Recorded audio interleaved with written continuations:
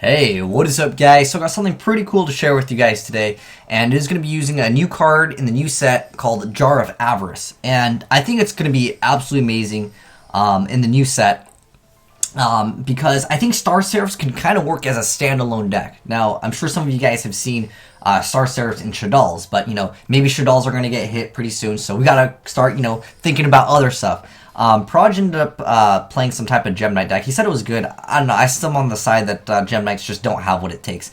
And I really feel like the Star Serifs, as a standalone deck, they are absolutely just out of control. The amount of free pluses that you can get are unreal, especially with Noden. Obviously, Noden is a really, really OP card and does a lot of stuff. And you can see just the amount of crazy stuff I'm able to just bring out. And I don't know if it was this game. There's like so many games. I'm just trying to show you guys just some of them.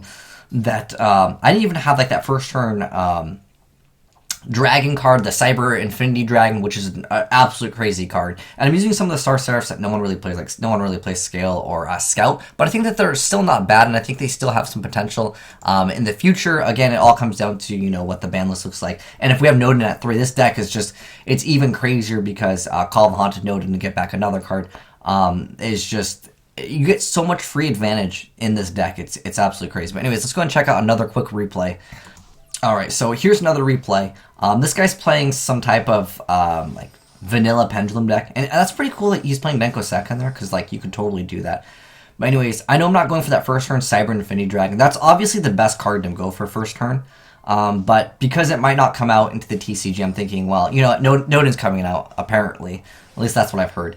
We're also stunning our opponent by using Valhalla Hall of the Fallen, because I think that's potentially a really like broken card, because they're all fairies, so I was playing Christia in the deck. So I mean, you're able to see how consistent I'm able to just throw just ridiculous boards out on the field. And the Bujin card is kind of cool too. I really like this card because you can add some stuff that's banished. And I'm gonna go ahead and show you guys the deck.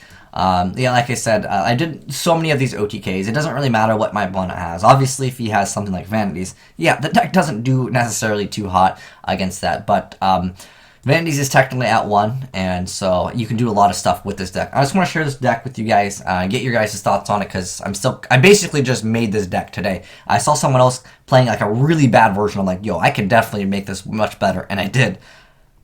So here it is, guys. This is like a rough draft of what I'm trying to mess around with. And you guys can tell me what you think. Like I said, I just made this. I actually have like 2 versions of the deck. I'm playing one version with Christia. I know it can get cloggy, but the thing is, like, they're all fairies, and you have 3 Hecatrice to search out this card, which still actually opens up a lot more other plays, because you can still special summon your Star Serifs, and then you go for a Summon Monk play. You have access to a lot of crazy stuff that other decks just don't have answers to. There are some other cards I kind of took out. I wanted room for this, but like I said, we might not get this card in the TCG for a while, so you can decide for yourself, whatever build that you want to play. I don't feel like you have to have Noden. It does definitely extend your plays, but one other card that you can use is Photon Thrasher. There's another heroic card, 2 heroic cards that you can use. You can use the Assault Halberd as well as Thousand Blades as well. You can use any of these. Again, that's if you're not playing Instant Fusion, because obviously Noden extends your plays, but these can allow a lot of pluses too. If you have to choose one over another, I would recommend Photon Thrasher over Halberd, because Photon Thrasher still lets you play more aggressive turn 1, because if your opponent does not have a monster, you cannot special summon the Assault Halberd, where with Photon Thrasher, you just have to have no monsters. So I like Photon Thrasher for that, plus it's a light, so it helps with the lights and the darks. In this deck, for the darks, I'm playing 2 Summoner Monks and 3 the Collapsed Dragon. I guess we can go over the deck profile. Let me go over the deck profile real quick. So BLS, I'm playing 2 Christia, and I'm playing 2 Valhalla, but I'm also playing 3 Hecatrice. I just want as fast consistency as possible. I'll show you the other build that I was working on too. But there's 3 Black Dragon. Highly recommend just 3 Black Dragon. Don't play any of the other ones, because they can kind of be dead. And these you're always going to XYZ with, so you don't really need to play the White Dragon at all. You literally just want to throw this out just so you can make stupid XYZs to get a bunch of free advantage. And you can basically do a lot of work with this guy. Evil Storm Ouroboros can still be an okay first turn, because it makes it so your opponent has to go -1, and then obviously if it survives you can bounce back something, or you can banish 1 card in your opponent's graveyard. It does have its utility. You don't always have to make this turn 1. Sometimes how I feel with the Star Serifs is like, it's really good to turn one, just make something and go plus, but sometimes you can get way more advantage if you let your opponent play, and then you obviously will be able to pop a card, and then when you draw cards, or if you go for like the Infinity, you're able to actually absorb something, or sometimes when you go for first turn Infinity, well, actually every time, unless they play like Natria Cosmo Beat, which, let's be honest, no one really plays, you're not going to be able to absorb anything, and of course Natria Cosmo Beat would probably be in defense mode. So we're playing 3 Scepter, 3 Hecatrice, 3 Star Seraph Scale, 1 Scout. I didn't really like this guy too much because he only gets his effect when he's normal summon, whereas the other cards, yeah, when this card is special summon, you can special summon more. You just special summon all day. And I'm playing 2 Honest. I wish I could play 3. I'm playing 2 Honest because this is my other out to like Jinlocks or like you can't special summon. It helps out. And in addition to that, if I go for like a play and they affect failure or they're going to max C, I can stop my plays and I don't have to play as aggressive that specific turn. Unless I'm like, you know what, this deck doesn't have, you know, Gores, I'm just going to OTK them. Then I'm playing 3 Sovereign and then 2 Summoner Monk. This is amazing, amazing card in the deck. And then 3 Instant Fusion, Noden OP. Again, you don't have to play Noden. You can still play Instant Fusions. You can try these instead if you want. It's all up to you. Raigeki, 3 Duality. I know you're thinking, you're crazy. Why would you play Duality in this deck? Okay, not every turn do you open up Super Amazing, and if you don't open up Super Amazing, you just activate Duality. I actually cut this down to like 2 or 1 in a different build. I'll show you the guys both builds. And then I'm playing 2 Valhalla. You could up it to 3 and maybe drop a Duality. That could be like a real easy swap. 3 Jar of Avarice. Do not... I know you can open up bad, you know, if you open up like 3 Jar of Avarice, 3 Call, like this. Yeah, there are times where a lot of decks you can just open up and be, you know, at a state where you can't do much, but Jar of Avarice is just way too good to reset everything, resetting all of your XYZs that you make, like you know, Ouroboros, or let's say you make this card. Well, everything I'm kind of playing a 1 of because I don't have room because I want to play the Nodens, and I do think that you really only need 2 because you can usually just win games off that. But being able to reset these are really nice. Also, other things.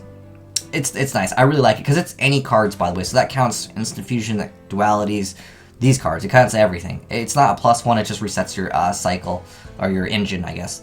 And I'm playing 2 of the Oasis and 3 of the Call of the Haunteds.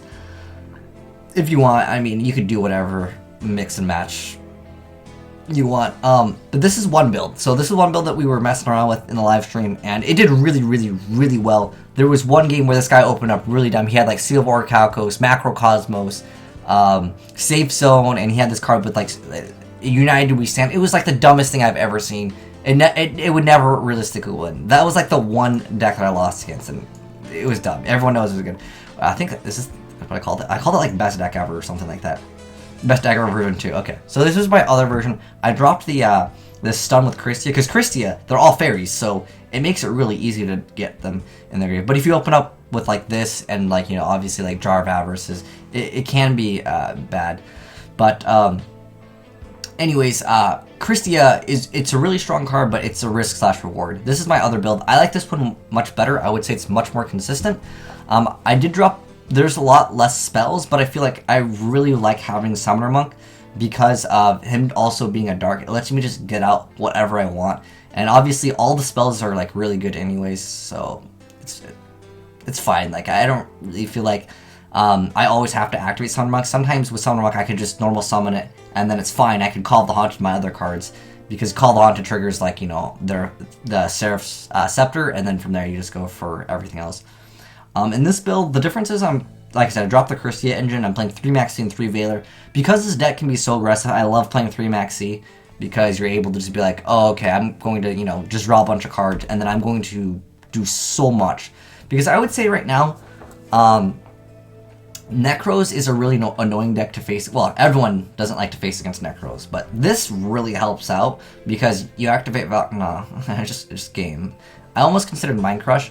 The 2 traps that I'm playing that are actually like traps that, you know, stop your opponent from doing stuff. I think these are the best traps in the game. Torrential's also very good, but I like these because there's a lot of Ignites. That's a really popular deck, and this poops on a lot of just stuff like Ignites because there's a few that get under Bottomless, but for the most part, if you Warning or Bottomless this deck, you automatically win. If they're spawning like, you know, a bunch of monsters. So in this build, yeah, there's three Veiler, 3 Maxi, because I really feel like Cyber Dragon Infinity. Well, you make this first, but yeah, you make the Infinity. It's like the strongest first turn play, and a lot of decks can't deal with it if you have an effect for there. So I really like having Veiler and this. It makes me feel like I've got like double negations, because like they finally make something that's going to deal with this, and they're like, okay, I'll force this negation out, then I'm going to go for another play. And you're like, no, I'm going to effect Veiler you. I still have my Cyber Dragon Infinity. And then on top of that, what I really like with that, let's say they make Estelle or 101 after you Veiler it, since they usually go for it in attack position, because they're like, oh, it's going to die anyways, and, you know, they're going to have, you know, maybe another play that they're going to go for it. If it's an attack position, it makes it really nice because you can absorb it after. But this build, the decks are very similar, but this one I would say it's more consistent and it could be technically more competitive. But this could be like more stun oriented, but I think it's pretty cool. Let me know, guys, if you guys have any suggestions for this like pure Star Seraph deck, because I think it works fantastic. Like I said in live stream, we were pooping on people all day with this deck. And like I said, I lost to something really, really dumb. It was like CLR Cacos, like United We Stand. It never happened, alright? We won't talk about that. But anyways, thanks for watching. I would love to hear your guys' feedback from for this deck. Oh, I think I played 2 Duality in here because I wanted to play some traps. You can also try out Torrential. I was considering playing MSTs too, because since the deck, like, if the plays go off, you win really, really hard. But I'm thinking, like, because I have the Jar of Avarice, the Call of the Haunted in this, they open up so many dirty plays, because after I make one of these, the Infinity or, you know, Ouroboros, I got it, like, free advantage. I just go next turn and I just go, bam, go for this, go for more free cards, draw more cards, pop more cards, and then make, you know, really strong cards.